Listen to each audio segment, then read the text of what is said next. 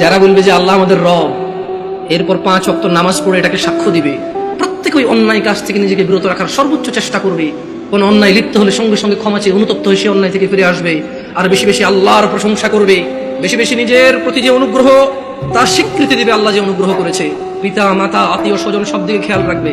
ফেরেশতারা বলছে তোমাদের বন্ধু আমরা দুনিয়াতে, আখিরাতে ওখানে থাকবে তোমাদের যা কিছু মন চায়, আর যেটা যেটা তোমাদের থাকতে ইচ্ছে নেই সেটা সেটা রাখা হবে না ওখানে। মানে তোমার আমার যে यार जो तुम कहो তোমার ইচ্ছা ইচ্ছা, তুমি क्या चाहते हो,